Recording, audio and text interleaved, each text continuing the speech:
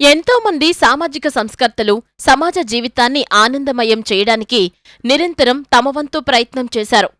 అటువంటి విశేష ప్రయత్నం చేసిన ఒక శ్రేష్టమైన వ్యక్తి శ్రీ ఉన్నవ లక్ష్మీనారాయణ గారు.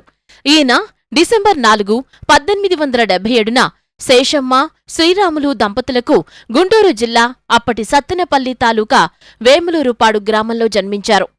వారి ప్రాథమిక విద్య స్వగ్రామంలోనే సాగింది. 1892లో లక్ష్మీబాయితో వివాహమైంది. 1897లో గుంటూరులో మెట్రిక్యులేషన్ పూర్తి చేశారు. 1916లో డబ్లిన్ విశ్వవిద్యాలయంలో బారిస్టర్ చదివారు.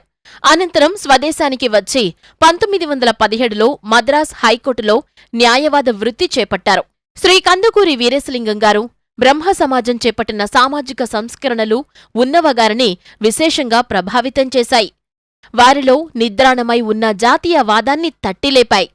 అదే సమయంలో గాంధీగారు స్వాతంత్ర సాధన కోసం సమాజానికి పిలుపునిచ్చారు. శ్రీ లక్ష్మీనారాయణ అన్నింటినీ తృణప్రాయంగా వదిలివేసి సహాయ నిరాకరణ ఉద్యమాల్లో పాల్గొన్నారు. కాంగ్రెస్ వాది అయినప్పటికీ మత ప్రాతిపదికపై జరుగుతున్న ఖిలాఫత్ ఉద్యమాన్ని నిర్మోహమాటంగా విమర్శించారు ఉన్నవ. స్వాతంత్రోద్యమంలో భాగంగా పల్నాడులో అటవీ నిబంధనలకు వ్యతిరేకంగా జరిగిన పుల్లరి సత్యాగ్రహం 1921, ఉప్పు సత్యాగ్రహం 1931, క్విట్ ఇండియా ఉద్యమం 1942లో పాల్గొని అనేకసార్లు కారాగార శిక్ష అనుభవించారు. ఆయనతో పాటు వారి సతీమణి శ్రీమతి ఉన్నవ లక్ష్మీబాయి గారు కూడా అనేక ప్రజాహిత, స్వాతంత్ర ఉద్యమాల్లో విశేష సేవలు అందించారు.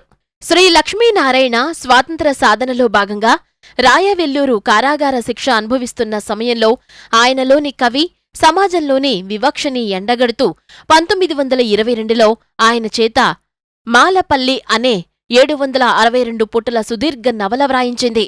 ఈ నవల నాటి రాజకీయ వాతావరణాన్ని, తెలుగువారి జీవన విధానాన్ని, సాంఘిక దురాచారాలను, జాతీయ సత్యాగ్రహ ఉద్యమాలను, మార్పుకి అడ్డుపడుతున్న కుల, వర్గ, వర్ణ వ్యవస్థలను, కులం కారణంగా అధ్వానంగా మారిన హరిజనుల సామాజిక, ఆర్థిక అసమానతలని విస్తృతంగా పరిశీలించింది. సామాజిక, ఆర్థిక అసమానతలపై బలమైన విమర్శ చేస్తూనే హరిజనుల అభ్యున్నతి దిశగా వారు ఆలయ ప్రవేశం, సహపంక్తి భోజనాలు వంటి అనేక కార్యకలాపాలకు పురికొలిపారు. సమాజం పట్ల బాధ్యత ఉన్న ప్రతి పౌరుడు, అందున ఒక రచయిత, ప్రపంచవ్యాప్తంగా జరిగే అన్ని సంఘటనల్ని నిశితంగా పరికిస్తాడు. వాటి నుంచి స్వదేశానికి, సమాజానికి కావలసినది క్రమం తప్పకుండా తీసుకుంటాడు. ఇది శ్రీ ఉన్నవ లక్ష్మీనారాయణ గారికి కూడా వర్తిస్తుంది. గుంటూరులో 32 వితంతు వివాహాలు జరిపించి గుంటూరు వీరేశలింగంగా ప్రసిద్ధి చెందారు. 1922లో శారదా నికేతన్ స్థాపించి బాలికలకు విద్యావకాశాలు కల్పించారు. వారికి వృత్తి విద్యలలో కూడా శిక్షణావకాశాలు అందించారు.